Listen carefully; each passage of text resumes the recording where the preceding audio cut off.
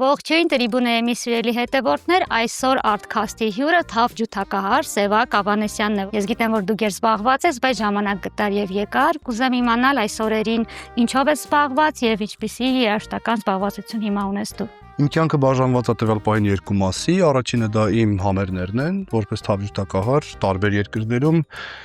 մի քանի օր առաջ վերադարձա Ֆրանսիայից եւ մի քանի ժամից մեկնում եմ Ամերիկա եւ երկրորդ մասը դա Կապանի փառատոնն է, որ իմ կյանքի ամենակարևոր բանն է դարել հուլիս ամսին հուլիսի 4-ից 15-ը եւ դա այդ կազմակերպությամբ ենք զբաղվում։ Ես շատ հետաքրքիր է որպես Թավ ջութակահար ես նստած ինչ-որ գիրք եմ սարքում, աֆիշ ենք մտածում, ծրագիր եւ փառատոնի ամբողջ կազմակերպչական բաները շատ բարդ է էլի եւ Թավ ջութակի համար, Թավ ջութակահարի համար հատկապես։ Ինչպես եկար նրան, որ հատկապես դու պետք է նման բաներով զբաղվես, որովհետեւ սովորաբար մարդիկ երբ լինում են երաժիշտ կամ ռեժիսոր, նրանք խուսափում են տեխնիկական ինչ-որ հարցեր լուծելուց, բայց ես տեղյակ եմ, որ ամբողջ Կապան ֆեստի մանրուքներից սկսած ուսումնասիրում, հետաքրքրվում, դա հեշտ չի տրվում, բայց ինչու որոշեցիր, որ դու պետք է անես։ Շատ եմ փառատոնների մասնակցել աշխարհի տարբեր երկրներում եւ լավ գիտեմ ներսից, դրսից եւ ես որպես երաժիշտ են սոլիստներից չեմ, էլի որ մենակ սոլո եմ նվագում, ես թվագել եմ օրկեստրում, ես թվագել եմ խմբերում, տարբեր ժանրի երաժշտություններ, ինչքանով կլասիկ Թավ ջութակահար եմ եւ այդ ամեն ինչը ներսից դրսից ու ամեն ինչից տեսնելով մեր բոլորի մեջ կար երազանք, էլի Հայաստանում ունենալ իսկական երաժշտական փառատոն, որտեղ ցավոք սրտի չկա, ինչեւ օրս Շվեյցարիայում կա, Գերմանիայում, Ամերիկայում, ամբողջ աշխարհում, բայց Հայաստանում չկար։ Եվ որոշեցի, ասացի ամեն ինչ թողնում եմ ու անեմ դա։ Ու ստացվեց։ Ահագին հաջող փառատոն է մեր մոտ։ Այս տարի ինչպիսի ընդգրկվածություն կա, որքան մարդ է նախատեսվում, կուզեմ մի փոքր մանրամասնես։ Այս տարի մենք ունենք շուրջ 32 համաշխարհային սոլիստ, որոնք որ գալու են ջազ, կլասիկ եւ այս տարի նաեւ ունենալու ենք էլեկտրո ոճի մի ֆանտաստիկ երաժշտություն է, չէ՞, կարծում։ Ու այն ինչ որ լինելու է ամսի 9-ին կամ 10-ին, դա այսօր պետք է որոշենք, հուլիսի, դա չի կրկնվելու, նման բան չկա։ Մենք ունենալու ենք ժող մի քանի գործիքներ, երգչախումբ, լարայիններ, ջազ երաժիշտներ եւ էլեկտրո։ Այսինքն դա նոր ոճ է, որը որ փորձում ենք անենք, ինչքանով կստացվի, ու վստահաբար շատ լավ կստացվի, բայց ինքս էլ չեմ պատկերացնում ինչ է լինելու։ Իմ ամենասիրած հոբիներից մեկը այդ ֆենոմենալ երաժիշտներին իրար հետ դնելը ու կողք քաշվելը, իրանք մի հատ ֆանտաստիկ ռեզուլտատ են տալիս վերջում։ Ու ամենակարևորը այս տարվա փառատոնին, որը մեծ իրադարձություն է Հայաստանի համար, դա Մարտ Արգերիխի գալն է, որտեվ Մարտ Արգերիխը դա աշխարհի պատմության երևի 4-5 ամենամեծ երաժիշտներից մեկն է, որը երբեք չի եղել Հայաստանում եւ գալիս է Հայաստան եւ միայն Կապան։ Ինչպես կարողացաք նրան համոզել գալ Հայաստան եւ Կապան։ Մարտային ես շուտվանից եմ ճանաչում, ընդհանրապես այս բոլոր երաժիշտները մեր ընտանեկան ընկերներն են կարելի ասել եւ ընտանիք ասելով ես մեր երաժշտական ընտանիքն նկատի ունեմ եւ Մարտան լինելով 84 տարեկան, բայց իր նվագը ոչ մի բանով չի պակասել, նվագում է լրիվ նենց ոնց որ 20 տարեկանում էր նվագում, միգուցե ավելի լավ։ Ինքը ունի արդեն ցանկություն ինչ-որ մի լավ բան անելու։ Բոլոր երաժիշտների, բոլոր մարդկանց մեջ էլ այդ բանը կա, էլի այդ ցանկությունը, ինչքան կարելի է գնալ այստեղ փող աշխատել, այնտեղ մեծ համեր նվագել։ Արգերիխին չես կարող զարմացնել ոչ դահլիճի մեծությամբ, ոչ հոնորարի բարձրությամբ, ոչ մի բանով։ Իսկ իրա դուրը շատ է կավ այն ամեն ինչ որ մենք անում ենք Կապանում եւ ուզեցավ մաս լինել ու դա մեծ հպարտություն եւ պատասխանատվություն է մեր բոլորիս համար։ Ես հուսով եմ, որ Կապան ֆեստը Հայաստանի համար երաժշտության առումով մեր այցեքարտերից մեկը կդառնա եւ մեզ կճանաչեն նաեւ Կապան ֆեստով եւ հենց այսպիսի երաժշտությամբ եւ քանի որ դու խոսեցիր մեծ դահլիճներից մարդկանց հետաքրքրությունից, ուզում եմ մի այսպիսի հարց տալ. արդյոք այսօր դասական երաժշտությամբ, Թավ ջութակով եւ ընդհանրապես դասական երաժշտությամբ կարելի է օրինակ մարզահամերգային համալիրում հավաքել մարդկանց Եվ արդյոք դա չափանիշ է։ Կարելի է, բայց պետք չի։ Դասական երաժշտության ամբողջ իմաստը այդ հանճարեղ երաժշտություն նվագելն է։ Մենք չենք ուզում, որ նա հնչի տրանսպորտներում, փողոցներում եւ համալիրի երաժշտությունը ուրիշ է։ Համերգասրահներում պետք է հնչի։ Դրա համար Կապանի փառատոնը հենց Կապանի երկեհոնային դահլիճում է։ Մենք կարող ենք անենք բացօթյա։ Մենք արեցինք Համասյանի համերգը Խուստուպիտակ, որը որ շատ մեծ էր, բոլորը երևի տեսել են, բայց դա համերգ երևույթ էր եւ իհարկե ջազ երաժշտությունը, հատկապես Համասյանի ոճը համահունչ էր այդ բանին։ Կլասիկ երաժշտությունը պետք է լինի շատ արիստոկրատ հոգով մարդկանց համար, ինչքան զարգանում ես, ինչքան կրթվում ես, այնքան կլասիկան սկսում ես սիրել։ Եվ որ մարդիկ ասում են չեմ սիրում կլասիկ երաժշտություն կամ չեմ սիրում Բեթհովեն, չկա մարդ, որ չի սիրում կլասիկ երաժշտություն, կա մարդիկ, որոնք չգիտեն։ Այսինքն ցանկացած մարդ, որ վերցնի Բեթհովենի մի սիմֆոնիա ծերից լսի, իսկականից գալիս ես համերգ եւ լսում Բեթհովենի սիմֆոնիան կամ Բրամսի սիմֆոնիան, անհնար է իրեն չսիրել։ Դա ոնց որ կինը ասի չեմ սիրում Ադամանտ կամ Դե գուցե գտնվեն կանայք եւ ասեն։ Հա միշտ կգտնվեն, բայց այդ համատարած բանը, որ չեմ սիրում կամ չեն սիրում, չկա տենց բան։ Կիրթ մարդը չի կարող չսիրի հանճարեղ երաժշտություն կամ հանճարեղ արվեստի գործ։ Դրա համար ես կողմ եմ նրան, որ դասական երաժշտությունը հնչի համերգասրահներում։ Միշտ կարելի է ինչ-որ մի բացօթյա հրապարակում կամ ինչ-որ մի տենց էքստրաորդինար բան անել, բայց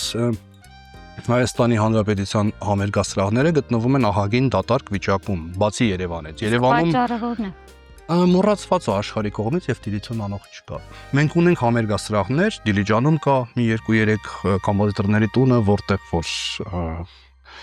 Կոստակովիչը, Պրոկոֆիևը, Խաչատրյանը բոլորը եղել են, նվագել են եւ Հայաստանի Հանրապետությունում կան լիքը մոռացված դահլիճներ, բայց դա պետքա վերանորոգվի, պետք է ունենա դիրեկտոր, որը կարողանա կազմի խաղացանք, համերգացանք, նույնը թատրոնները բան, այսինքն մենակ Երևանի կենտրոնում այն ամեն ինչ ինչ որ ֆիլհարմոնիայում եւ օպերայում եւ կամերային տանն կատարվում, Բաբաջանյանի համերգասրահում դա ֆանտաստիկա է, շատ լավ է, ավելի շատ թող լինի, բայց հենց Երևանից դուրս ես գալիս մեռածա, դեն գցած բոլորիս կողմից մոռացված դահլիճներ, ու մենք փորձում ենք Կապանի դահլիճը հետ բերենք եւ մի բան էլ առաջ տանենք, սարքենք Հայաստանի ամենամեծ համերգացանք ունեցող դահլիճը, որը մեր մոտ ստացվում է։ Եվ իմ ամենամեծ երազանքն է, որ մենք կարողանանք անենք այդ մոռացված դահլիճները ամեն քաղաքում վերցնենք եւ ինչ որ չափով արտնացնենք երաժշտության հանդեպ վերաբերմունքը եւ մի այսպիսի հարց նաեւ, քանի որ ասեցիք համալիրի համար չէ, չնայած համալիրը զուտ տարածքի մասին չենք խոսում, այլ երևի շատ քանակի եւ այլն, այդուամենայնիվ, եթե վերցնենք, որ նաեւ ասեցիք պետք է ծանոթանան, ծանոթ լինեն դասական երաժշտությանը, հետո նոր որոշեն սիրում են թե չէ։ Այդ դեպքում ինչպես հանրային ձևով փոքր տարիքից մարդկանց ծանոթացնենք, չէ՞ որ բոլոր նրանք, ովքեր գնում են երաժշտական դպրոցներ, ում ծնողները բերում են համերգների, կարողանում են լսել, ծանոթանալ, որոշել, սիրում են թե ոչ, ինչը իրենց որոշումն է։ Բայց եթե մարդիկ ծանոթ չեն արդյոք դասական երաժիշտների եւ մեզանից յուրաքանչյուրի ճակերտավոր պարտքը չէ նրանց հասանելի դարձնել, լսելի դարձնել այդ երաժշտությունը։ Հասանելի դարձնող ու ուրիշ երաժիշտներ կան, օրինակ շատ հայտնի Ստեֆան Հաուզերը թավջութակահար, բոլորը գիտեն, ինքը ինչ արեց, ինքը շատ լավ թավջութակահար էր, մինչև այդ ամեն ինչով հիմա էլ լավ նվագում, ինքը վերցրեց ու թավջութակը մցրեց մեծ մասշտաբների համար ու ամբողջ աշխարհը սկսեց ճանաչել թավջութակը որպես գործիք։ Լիքը մարդիկ կային ժամանակին ես փողոցով քայլում էի, ասում էին, ես ինչա գիտարա, կանտրաբաս է, նույնիսկ մեկ անգամ ասեցին, ես ինչա ֆլեյտա է, այդ աստիճանի անկիրթ են մարդիկ։ Իսկ հիմա բոլորը գիտեն, որ սա չելլո է, ամբողջ աշխարհը գիտի ու մի հատ խորվատ երիտասարդի պատճառով։ Այսինքն այդ ձևով մարդկանց մենք բերում ենք դեպի երաժշտություն։ Դա մեծ process է, մենք նույն բանն ենք ուզում անենք։ Մենք վերցնում ենք մարդուն, ով որ չունի կրթություն, չգիտի արվեստը ինչա, չգիտի արհեստը ինչա եւ ուզում ենք միանգամից 2-3 անգամ գա լսի սիրի կլասիկ երաժշտությունը։ Դա մի ամբողջ համակարգ է, մարդը պետքա փոքր ժամանակվանից կրթվի, ինքը հասկանա, որ սա եկեղեցին է, պետքա հարգես, ստեղ կնքվեցիր, ստեղ հարսանիք էր, ստեղ հողարկավորություններ, սա խնջույքների տեղ է, հա, շաբաթ-կիրակի երիտասարդ ես կամ ծեր ես ուզում ես գնաս ինչ որտեղ պարես, ուրախանաս, հա, կլուբներն են, դիսկոտեկաներն են, իսկ սա արվեստի վայրերն են, սա քո հոգին է կրթում եւ զարգացնում ու ամեն ինչը պետքա լինի ու պետքա լինի համահունչ։ Եվ երբ որ մարդիկ դպրոցում չեն սովորում, մենք չունենք ճիշտ կրթական եւ համատարած կրթական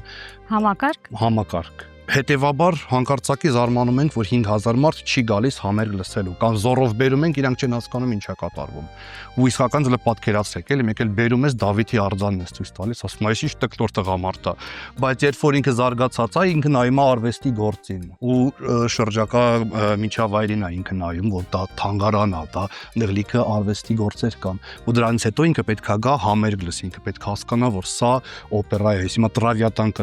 կլսեմ, որ բայց ինքը պետքա կիրթ լինի, ինքը պետքա կարողանա կարդա, ինքը պետքա ուսումնասիրած գա համերգին, ոչ թե ասի, լսել եմ Մոցարտը քոր էր, չէ, Բեթհովենն էր խուլ, եւ ինչու էր խուլ, եւ երբ էր խուլ, ու այդ ամեն ինչը այդ բաները ինչքան շատ փոքր տարիքից մարդիկ իմանան, ոչ թե այդպես թիրախավորված կլասիկ երաժշտություն, այլ ընդհանրապես կրթություն։ Բազմակողմանի կրթվածություն, զարգացվածություն, բայց դպրոցների մասին խոսեցինք, ընտանիքներում էլ ոնց հասկանում եմ, այդքան չի քննարկվում, ոչ միայն դասական երաժշտությունը, այս դեպքում եթե հասարակության մեջ ընդհանուր խնդիր կա, ամեն մեկս մեր տեղում ինչ պետք է անենք, գուցե ինչ-որ լուծման տարբերակ կառաջարկենք։ Գիտեք, երբ որ մի շատ կոպիտ եւ շատ վատ օրինակ եմ ուզում բերեմ, երբ որ երիտասարդները սիրահարվում են ամուսնանում հայ առաքելական եկեղեցում, այդ շատ գեղեցիկ է, այդ խորհուրդը, քահանան, խաչը,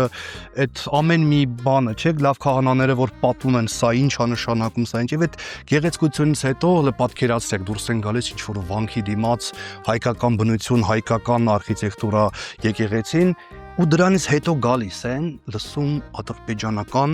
մուղամ, որը այսօրվա ռաբիզն է, ճակերտավոր հարսանիքի երաժշտություն։ Ինչ ընտանիք է ստեղծվում։ Թուրքականի տակ ուրախացող 100, 200, 300 հայ, որոնք ստեղծեցին, բոլորով ցնծում են հայ ընտանիքի ստեղծել։ Արդեն հիմքից սա շատ սխալ է։ Ու այդ ռաբիս մշակույթը, ռաբիս ասելով ես նկատի ունեմ ադրբեջանական, որտեղ տարբերություն ընդհանրապես չկա։ Սա հայերն են անում, իսկ նա մուղամատն է մուսուլմանական։ Դա դրիվ նույն մշակույթն է, ու երբ որ հայը տենց է մեծանում, ինչ լավ բան եք սպասում։ Իսկ Սևակ, օրինակ շատերը ասում են, մենք ուրախանալու համար ընտրում ենք այդ երաժշտությունը, բայց մենք ճանաչում ենք լավ երաժշտությունը, լսում ենք եւ այլն։ Ամեն դեպքում օրինակ հենց դու քո ընկերների հարսանիքներին ինչ երաժշտության ներքո կպարես, բայց եթե վերցնենք ոչ դասական, ինչ երաժշտություն պետք է հնչի, որ դու պարես որպես հյուր։ Նախ ասեմ, որ ռաբի երաժշտությունը հայկական չի։ Եվ ինչն է պատճառը, որ մարդկանց թվում է մենք պետք է թուրքականի տակ պարենք։ Դա որտեղից է, էլի։ Մի մասը չգիտի, ասում է հայերեն է, ուրեմն հայկական է։ Մյուս մասը էլ ասում է էդ են պատվիրում, էդ ենք նվագում, էդ ենք երգում, բայց դա հայկական չի։ Այսինքն եթե մենք այն ազգն ենք, որը որ պետք է պարտադիր պարի մեր թշնամու երաժշտության տակ, գողանա թշնամու կեղտը ու ասի սա հայն ենք, սա դու ես, դեպքում մենք եկեք փակենք էլի այս Հայաստան ծրագիրը, դառնանք Թուրքիա։ Իսկ ես վատ երաժշտության հետ խնդիր չունեմ, ես հասկանում եմ, որ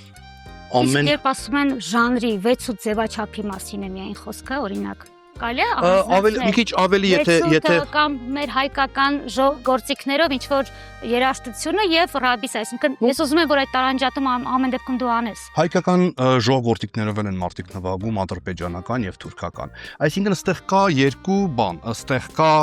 մուսուլմանական երաժշտություն, այսինքն ռաբիզ հասկացողություն, այսինքն մոլլան առավոտյան վերցնում է միկրոֆոնը ու երգում Ալլահը։ Այդ կլկլոցը, այդ բայաթի շիրազը, այդ գամմաները դա շատ հստակ է, դա գիտություն է, նոտաներով գրված են, շատ հանգիստ կարելի է բան անել, դա մուսուլմանինն է։ Հիմա ադրբեջանցիք են վերցել թուրքերը, պարսիկներից, արաբներից բան, դա ֆանտաստիկ բարձր մակարդակի երաժշտություն կարող է լինի, բայց դա նամազ է, դա մուղամ է եւ դա մուսուլմանինն է։ Այնտեղ չկա հայկական, հայի կամ քրիստոնեական ոչ մի բան։ Իսկ ինչ վերաբերվում է վատ երաժշտության հետ, ելի եմ ասում, ես խնդիր չունեմ վատ երաժշտության հետ։ Ես խնդիր չունեմ թուրքական երաժշտության հետ։ Ես խնդիր ունեմ թուրքականը որպես հայկական մատուց ներկայացնելը։ Ու դա այն է, ինչ որ մարդիկ լսում են, բայց իմ շրջապատում չկա ռաբի երաժշտություն լսող մարդ։ Իրանք բոլորը ամուսնացած են, բոլորը կայացած են, բոլորը հայ են։ Ուղղակի մենք մեր համար դա գոյություն չունեցող ապրելակերպ է։ Եվ ինչքան շատ եմ Հայաստանի իրականության հետ առնչվում, նոր ընկերներ, նոր ծանոթություն, ավելի տենց ոչ շատ խորը նոր ընկերություն, հասկանում ես, որ այս մարդը լսում է ռաբիս երաժշտություն, ինքը մենք չենք շփվում, հա, մենք միգուցե քիչ ենք, բայց կիրթ ենք։ Եվ այդ ռաբիզ հասկացողը թող լինի վատ երաժշտություն։ DJ բերեք թող տեխնո նվագի։ Աֆրիկական բան ռեփ լսեք, հայկական լսեք։ Հայկական չի նշանակում էլի տենց քյամանչա, մենակ պետք է բոլորով նստենք Մոցարտ լսենք կամ քյամանչա լսենք։ Ինքան հավեսին հայկական երաժշտություններ կա, որի տակ մեր բոլոր ընկերները հարցանիքներ են անում ու ամուսնանում։ Այո, այստեղ գուցե արդեն նաև ասենք, որ հիմա շատ խմբեր կան, որոնք իսկապես հայկական գեղեցիկ երաժշտություն են մատուցում եւ խոսքը կլկլոցի կամ ինչ որ իրոք մուղամի մասին չէ։ Ուղղակի մենք պետքա դա ջնջենք մեր պատմությունից, կապ չունի, որ կամաց չենք կարող ջնջենք։ Դա մենք թուրքերը մեզ ինչ ասես չեն արել, բայց հիմա մենք ունենք այդ միակ բանը ունենք, մենք Արցախը կորցրեցինք, մենք Արևմտյան Հայաստանը կորցրեցինք, բայց մենք ունենք երկիր։ Փոքր է, թույլ է, ողնաշարը ջարդված է, բայց եկեք մենք մոռանանք էլ իրանց մասին։ 40 տարի է Հայաստանում թուրք չի ապրում, բայց այսօր մենք լսում ենք Բաքվի ռադիոն, այսօրվա։ Ոչ թե հին մնացած, որ ասես դե լավ, պապս լսում էր, ես էլ եմ լսում։ Լրիվ այսօր Ադրբեջանը մի հատ երգ է հանում, մի շաբաթ հետո մեր հայ ռաբիզները լրիվ դույն երգը հայերեն են թարգմանում։ Կամ ավելի վատ, վերջերս սկսել են վերցնել Կոմիտասի բաները, մի հատ կլարնետից տղա կա, շատ է այս վերջերս հայտնի դարձել, ինքը վերցնում է Կոմիտասի ալայլողը, նենց է կլկլացնում, հիմա դու ոնց բացատրես մի քիչ ոչ շատ կիրթ մարդուն, որ սա հայկական չի։ Ոնց հայկական չի։ Ոնց հայկական չի, սա Կոմիտասն է, չէ գրել, դե հա։ Հայա չէ նվագողը, դե հա։ Մասիսի ֆոնի վրա է, չէ նվագում, հա։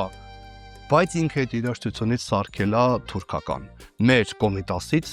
ու դա իսկականից ազգի ամենամեծ աղետն է։ Մենք չենք հասկանում իր աղետի խորությունը։ Բայց նաև կարելի է այստեղ հասկանալ, որ երբ որ հասարակության մեջ երիտասարդները գնում են, լսում են, ապրում են, ես շատ հաճախ կրկնում եմ, որ երիտասարդին մեղադրելուց առաջ մենք հասկանանք ինչու է կանք սրան, որովհետև եթե 3 տարեկանից բոլոր հարսանիքներին այո հնչել է այդ երաժշտությունը, 15 տարեկանում այո նա կգնի տոմս եւ կգնա այդ համերգին, որովհետև նա որոշակի էմոցիոնալ, ինչ որ նոստալգիկ ապրումներ է ունենում։ Ես կյանքիս մեջ մի հարսանիքի եմ եղել, հայկական որտեղ եղել է տենց բան, ես ուղղակի կեսից գլխացավ ունեի, հետո ես մի շաբաթ տաքության մեջ ես իսկականից հիվանդացել էի, որտեղ իմ համար դա աբսուրդ էր, այնքան ծանր էր իմ համար այդ երևույթը եւ հիմա ես որից հրավիրում են հարսանիքների բանի ես չեմ գնում բայց ամեն դեպքում կա չէ մի փոքր որ ուրախ 6-8 երաժշտություն է ռիթմի մասին 6-8-ը դա բայց ոչ կլկլոց, ոչ շատ ամեն ինչ, գիտեք դա շատ նուրբ են Լարա Խաղացի լարի վրա է կրում։ Այսինքն այս հավասարակշռությունը պահողներ կան, չէ՞ ամեն դեպքում։ Նորայր Քարտաշյանը օրինակ, ինքը մեր հայկական ելևեժները բլուլի վրա կամ դուդուկի վրա ինքը նենց անվանում որ հայկական է։ Երբ որ այդ երաժշտությունը լսում ես ու նայում մեր վանքերին կամ մեր բնությանը, համահունչ է։ Մի թեթև շեղվում ես այդտեղից, օրինակ ես հաճախ եմ օրինակը բերում Արամ Ասատրյանի Սուրբ Սարգիսը, որ ասում է հայտնվեցիր իմ սրտում, չգիտեմ թե որտեղից, չիմացա ինչպես, հայտնվեցիր իմ սրտում։ Հայկական բառեր են, չէ՞։ Բայց ասում է հայտնվեցիր իմ սրտում։ Այդ ըյերը որ ավելացնում ես, արդեն սերետումը դա սրտում չի, դա հայերեն չի։ Թուրքերենով ինչ խոսում ես, այդ ըյերն են։ Գալդարան բես դերեմ գիլդուրում չէ, այդ ըյերը դա թուրքերենն է։ Այսինքն դու վերցնում ես հայերեն, մեսոպոտար գեղեցիկ հայերենը, որ կարող էր ասել հայտնվեցիր իմ սրտում։ Ու սարքում ես հայտնվեցիր իմ սերետում ու արդեն ֆրանսիացին լսում է ասում այս հայ ու թուրքի մեջ տարբերություն չկա ու 3 տարեկան երեխաները լսում են ու հոգով մեծանում են թուրք ու ոնց կարող են այդ մարդիկ Հայաստանի համար լավ բան անեն ու հետեւաբար այդ գալիս է Արցախի կորուստը Հայաստանի քաղաքական եւ մնացած շատ խնդիրները ընդհանուր առմամբ համաձայն լինելով ամենի հետ ամեն դեպքում մի փոքր հակառակվեմ որ հնարավոր է մարդը իր փոքր տարիքից լսի Արամ Ասատրյան քեֆանի բարի, բայց որոշիչ հարցերում լինի եկեղեցու կողքը, լինի հայ, մնա հայ, որովհետև նա այդ երաժշտությունը ուղղակի լսել է եւ նրա համար սովորական է։ Ընդունենք, որ նման մարդիկ եւս կան։ Լավ մարդիկ կան, լավ հայեր կան, բայց եթե քո համար հայկական մշակույթը ու թուրքականը ականջին նույնն է, դու ինչ ֆորմի ձևով նույնացնելու ես հային եւ թուրքին։ Դա մեր սերնդի խնդիրն է, որ մաքրենք ուղղակի։ Ուղղակի մենք պետք է դա դրիվ մոռանանք ամեն տեսակի թուրքական ազդեցություն եւ մենք պետք է նաեւ մեր խոսակցության մեջ էլ աշխատենք։ Մենք շատ թուրքերեն բառեր ունենք։ եւ հիմա հա աշխարհը շարունակվում է, մենք ունենք լիքը փոխառություններ էլ կան, բայց մաքուր թուրքերենից վերցված նոր բառեր չունենք, հին փոխառություններ, որոնք օգտագործվել են։ Շատ գրագետ հայերենի մասին չէ խոսքը, ուղղակի իրոք կա բառ, որ ունի հայերեն փոխարինող տարբերակը, բայց շատ խոսակցական հայերենում մենք նախընտրում ենք մյուս տարբերակը։ Ու դա լավ կլներ, որ արվեր նաև, այսինքն մեր պարլամենտում են այսօր խոսում, նենց բառեր են ասում ձեռս տարա ջեբս փող չկար։ Ջեբը թուրքերեն է, երբ որ պարլամենտի ամենաբարձր պաշտոն մարդիկ են տենց ձևով խոսում, որոնք պետքա լինեն կիրթ, էլի կոստյում են ակնկալում, իրանք օրինակելի պետքա լինեն։ Եվ երբ որ հեռուստատեսությունում են տենց ձևով խոսում, մենք միգուցե մեզ կարող ենք թույլ տանք ինչ-որ էր փողոցում կամ խուչում, հա, այդ բառը արդեն տևով մեկ թուրքերեն, բայց դա պետք է լինի հանրային մակարդակով եւ պարլամենտից սկսած բոլորը պետք է աշխատեն, գոնե թուրքերեն բառեր չօգտագործեն ու մաքսիմալ կիրթ խոսան։ Ես էլ եմ խոսել որ շատ սխալներ անում։ Իմ ամաչում եմ իմ հայերենի վրա եւ երբ որ ընկերներս նկատողություն են անում, ես դա շատ լավ եմ ընդունում եւ աշխատում դրա վրա։ Ու լավ կներ, որ մենք իրար բոլորով ուղելով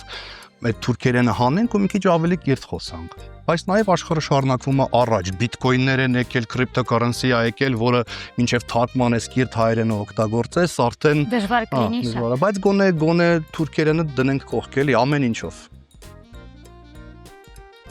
Քանի որ եկեղեցուց խոսեցիր ու շատ, ուզում եմ անդրադառնալ նրան, որ դե Ղազանչեցոս եկեղեցում քո նվագից հետո ինձ թվում է քո հանդեպ մեր թշնամի պետությունից սկսվեցին որոշակի գուցեև քայլեր։ Եվ արդյոք այդ ժամանակ նվագելիս որևէ մի փոքր միտք անգամ կար, որ վերջին անգամ է որ այդ տարածքում նվագվում է։ Ցավոք սրտի հա կար այդ միտքը, երբ որ ես ընդեղ էի ու երբ որ Արցախում էի, նույնիսկ պատերազմից հետո այդ բախը ու իրականում էս հիմա էլ էս պատերազմները աշխարհում որ կատարում է, ես անորում էր Աղրամյանով որ գնում էի, ես նայեցի պարլամենտի շենքին ու պատկերացրեցի ոնց է ես նայում Ստեփանակերտի այդ շենքին եւ գերբը փոխվեց ադրբեջանական այդ բանով ու ոնց կարող է մեր մոտ դա լինի։ Իմ կարծիքով ցանկացած հայ հիմա ունի այդ վախը, որ Երևանը կարող է Երևան դառնա, Սյունիքը Զանգեզուր եւ մենք պետք է ամեն մեկս ինչ որ մի բան անենք, որ դա չլինի եւ Արցախում իհարկե էլ վտանգը հատկապես պատերազմի ժամանակ, երբ որ դու ընդեղ ես ու տեսնում ես ինչ է կատարվում, ներկա մարդիկ հաղթում ենք չէր էլի, մենք տեսնում ենք ինչ էր կատարվում։ Նշել էիր, որ Թավջութակը քո զենքն է եւ դու քո զենքով էիր պայքարում, իսկ այսօր եթե փորձենք քո զենքով պայքարել, օրինակ կարելի է գնալ Հայաստանի եկեղեցիներ եւ ուղղակի երեխաներին հավաքել, նվագել։ Արդյոք այդ կերպ մենք չենք կապի մշակույթը եւ եկեղեցին։ Ընդհանրապես իմ միտքը շատ շուտվանից ունեի ցանկություն եկեղեցում բան անելու, ուղղակի ես կողմ եմ նրան, որ մեր եկեղեցին պետքա մի քիչ թարմացնել, ոչ թե արժեքները փոխել, այլ համահունչ սարքել, որովհետեւ երբ որ հայ առաքելական եկեղեցու մեծ բարձր պաշտոն կանոններ արգելում են երաժշտություն այնտեղ մի քիչ, չգիտեմ, իգուցե հոգևոր երաշխիք, այսինքն դուք արգելված է ըստ առաքելական կանոնակարգի այսօրվա, որը ես կուզենայի փոխվեր, ոչ թե փոխվեր, որ եկեղեցին դառնա տժալու տեղ, այլ հոգևոր երաշխությունը ինչու՞ չի կարող հնչի։ Ես գտնում եմ, որ Հայաստանի բոլոր եկեղեցիներում Կիրակի կամ շաբաթ օրը եթե հնչի միայն եւ միայն հոգևոր եւ պարտադիր չի հայկական երաշխություն, տեղի մարդիկ ավելի շատ կգան այնտեղ։ Այսինքն եկեղեցին մենակ են տեղը չէ, որ գալիս հեն որ 8 խնդրեմ ունես 8 մոմ ես վառում, հետո ինչ որ մի հատ բան ես անում, կռանում, գլխիդ բան գցում։ Կիրակի օրերը պատարակ լինում է, որը կարծես համախմբում է, բայց այստեղ ես ուզում եմ խոսել հենց երաժշտության, այսինքն գնալ խմբով կամ դու մենակ եւ կաթոլիկները դա արեցին։ Կաթոլիկները դա արեցին Ռենեսանսի ժամանակ եւ իրենց մոտ դա շատ մեծ հաջողություն ունեցավ։ Քանի 100 տարի անցավ եւ արդեն կամբաճդրների վրա կար հոգեվոր երաժշտություն գրելու պատվեր, կոպիտ ասած, որտեվ դու արդեն բախը, երբ որ երկեհոներ նվագում եկեղեցում, մինչև այդ չկար, ոչ երկեհոն կար, ոչ բախ կար, բայց քրիստոնեությունը կար։ 1000 տարի անցավ, ինչ որ եւ Գրիգորյան Սուրբ Գրիգորիոսն էր, որ եկավ Հայաստան, տեսավ ոնց է մեր մոտ շարականները,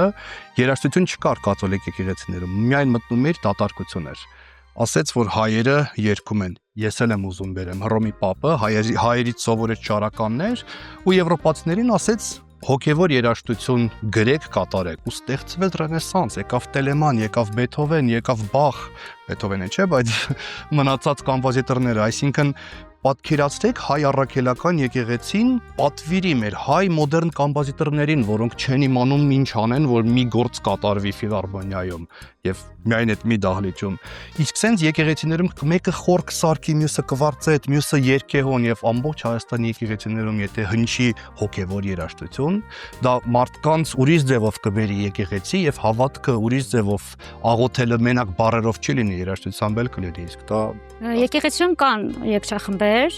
իհարկե ոչ երաժշտական գործիքներով, երգչախմբեր կան, որոնք միայն երգչախմբեր են եւ միայն շարականներ։ Շատ լավ է, բայց կարող ենք առաջ գնանք մի քիչ։ Այսինքն, եթե մենք խոսում ենք եկեղեցին, հայ առաքելական եկեղեցուն ինչ որ ձևով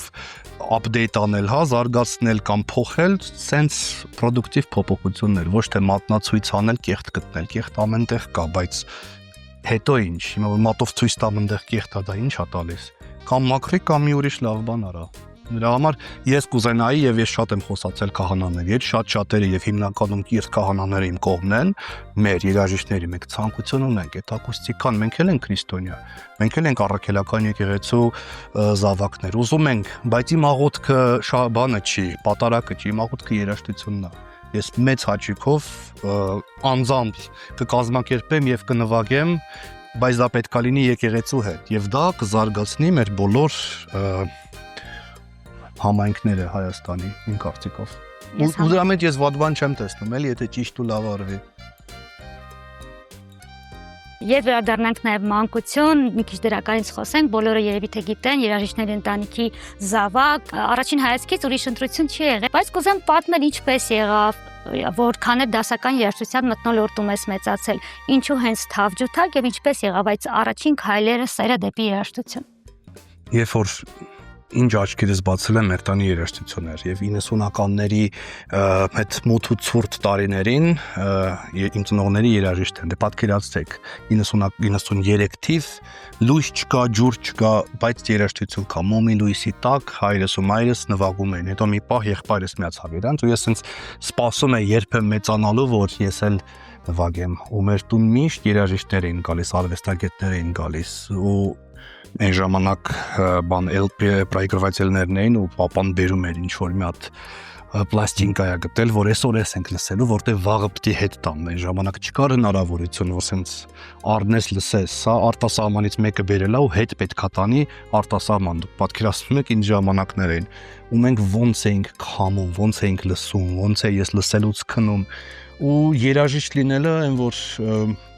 բան էր էլի, ինքան բնական էր, նույնիսկ ընտրություն չկար, բա էլ ինչ եթե ոչ երաժշտություն, բա մարդիկ ուրիշ ինչ են անում։ Ու տենց ես 95 թվականին, թե 4 թվականին Ստիվեն Իսերլիսը առաջին անգամ եկավ Հայաստան,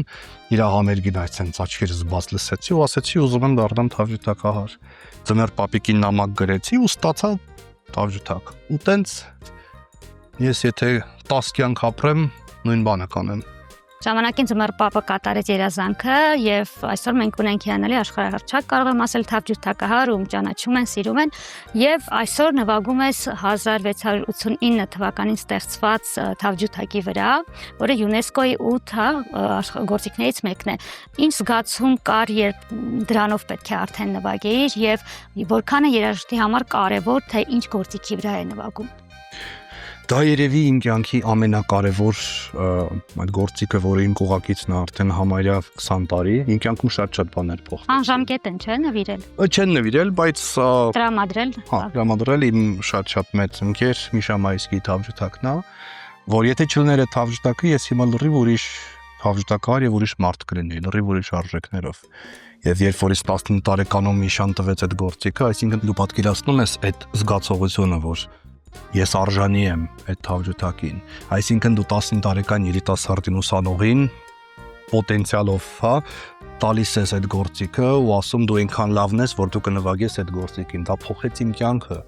իմ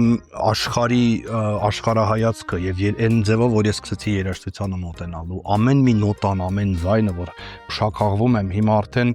ոչ թե վեր եմ նայում, այլ հավասար, որը շատ էռոգանտ միգուցե մեծամիտ խոսքեր են, բայց տենց պետք է նայես, որ այսինքն ես նվագում եմ Բեթհովեն, եթե ես իրան լսեմ որպես մեծություն, ով նվագի, իսկ եթե նվագում եմ, մենք արդեն հավասար ենք, հա, ինչ որ միտեղ, ինչքան էլ հավասար չենք եւ չենք լինի, եւ ես Բեթհովենը եւ այդ թավջութակը Մատեո Գոֆրիլերի իրար հետ ես պետքա որոշեմ թավջութակը ինչ ձայն է հանում, ուժեղ, կամաց, նուրբ, թե կոպիտ, եւ ինքը ինձ տալիս է այդ ամեն հնարավորությունը եւ ես պետքա որոշեմ Բեթհովենի սոնատան ինչպես պետքա հնչի, իհարկե դասատուների օգնությամբ, կարդալով, զարգանալով, բայց այդ պատասխանատվությունը եւ այդ վստահությունը երբ որ ինձ տրվեց, ես երևի իմ կյանքի ամենամեծ քայլերը արեցի այդ տարիներին եւ դեռ գտնվում եմ այդ բանին, փորձում եմ ինչ որ ձևով արժանանալ։ Եվ փորձում ենք նաև հաջորդ սերունդին նույն բանը անել, որ մենք տարանք կապան Ստենվեյ դաշնամուրը, իմ կարծիքով այդ երեխեքը, որ հիմա նվագում են այդ գործիքի վրա, դա էլ ինչ որ ձևով այդ նույն բանը ինչ որ սովորել ենք, մենք ենք։ Նույն մարտահրավերի զգացումն է նրանց համար հիմա։ Արդեն ինքը ոչ թե նվագում է Պետրով կամ Ուկրաինա դաշնամուրի վրա ջարդած քանդած, որտեղ ինքը դենքծած աշխարհի կողմից մոռացված է, իրան բերել են Հայաստանի ու աշխարհի լավագույն դաշնամուրներից մեկը։ Հետևաբար երեխաները լվացում են նորեն մոտենում գործիքին։ Արդեն դասատուները ասում են լավ պարապի, որ Ստենվեյի վրա նվագես ու խնդրում են պահակներին կլի մի քիչ շատ մնան գիշերը պարապեմ։ Դա արդեն մոտիվացիայի ինձ թվում է 5-ից 10 տարի հետո կապանից մենք կունենանք շատ մեծ երաժիշտներ։ Հուսով եմ, ես էլ եմ հուսով, 14 տարեկան դուք Հայաստանից գնացիք Բելգիա եւ երկար տարիներ այնտեղ ապրեցիք եւ ընդհանրապես գործունեություն սկսեցիք ծավալել դրսում եւ հետո վերադարձաք։ Մի փոքր դրսի գործունեության մասին, թե ինչ դա ձեզ տվեց։ Առաջ երթին ես գտնում եմ, որ կլասիկ երաժիշտը պետք է ինչ-որ մի պահ Եվրոպայում ապրի, որտեղ դա եվրոպական մշակույթ է, պետք է լավ հասկանաս։ Ես Բերլինում եմ սովորել, որտեղ նվագում է Ենիկիղեցում, որտեղ Բախներ նվագում են, Աթոռը, որի վրա նվագել է։ Հետևաբար այդ բոլորի հետ շփվելը տարբեր ձևերով դա քեզ զարգացնում է եւ սարքում իսկական կլասիկ երաժիշտ։ Հիմա եթե դերասան ես կինոյի, միգուցե Հոլիվուդն է քո տեղը, իսկ կլասիկ երաժշտի համար կենտրոնական Եվրոպան։ Եվ առաջին անգամ, երբ որ Միշա Մայիսկի հետ ծանոթացա, ես մեծացել եմ իր ձայնագրությունները լսելով, ինքը եղել է իմ ամենասիրելի երաժիշտներից մեկը եւ որպես թավջութակահար։ Մեկ էլ հանկարծակի առաջին անգամ ես իր ձեռքն եմ սեղվում, իմ համար պատկերացրեք դա ինչ մեծ զգացողություն էր, իսկ հիմա ինքը իմ ընկերն է։ Ես իրան զանգում եմ, իր տան բանալին ունեմ։ Այսինքն պահա գալիս, որ այդ մեծություններին արդեն նայում ես, չես կորցնում ես, էլի չես հասկանում, թե իրանք ինչ հանճարեղ մարդիկ են։ Շատ դեպքերում ինքդ էլ ասում ես, դե լավ էլի։ Ինչա որ, բայց հետո մի պահ է գալիս սառը ջուր, որ հասկանում ես, որ չէ, սա մեծություն էր։ Երբ որ ես Շեդրինի եւ Մայա Պլիսեցկայի տանն էի Գերմանիայում, իմ համար իրանք հասարակ մարդիկ էին։ Այն ժամանակ իմ երիտասարդ ուղեղում, իսկ հիմա ես որ ուրիշ ձևով եմ նայում եւ հասկանում իրանք ով են, ես ինչ բախտ եմ ունեցել իրանց հետ շփվելու, դա արդեն ուրիշ է։ Յանոշ Տարկերի մոտ սովորելուց ինքը իմ համար դասատու էր, իսկ հիմա արդեն բաներ կա, որ փոխվում են։ Սկզբից քո համար աստվածներ են, հիմա դառնում են հասարակ մարդիկ, օրինակ Մարտ Արգերիխը, աստված է երաժշտական աշխարհում, բայց նա գալիս է կապան, նա մեր ընկերն է։ Շատ տարիներ հետո միգուցե այդ սառը ջուրը գա ու ես հասկանամ էլի, թե ով էր Միշա Մայիսկին, որը ես հասկացա Յանոշ Տարկերի դեպքում, Մայա Պլիսեցկայի եւ այլ հանճարների։ Իհարկե շատ բարձր եմ գնահատում այդ շփումները եւ Եվրոպան այդ մշակույթի մայրաքաղաքն է աշխարհի, որ բոլորը ընդեղ են։ Բայց նաև շատ եմ ճամփորդում եւ շատ երկրներում ունեմ այդ բախտը հանդիպել, ծանոթանալ եւ արդեն բեմ կիսել իրանց հետ։ Ու ունեմ նաև մեծ պարտականություն լինել արժանի, էլի, երբ որ դու նստում ես սեղան այդ հանճարների հետ, ինչքան էլ երիտասարդ ես, ինչքան էլ գավառից ես եկել, արդեն դու իրանց հետ հավասար ես նստած եւ բեմում հատկապես բոլորս հավասար ենք։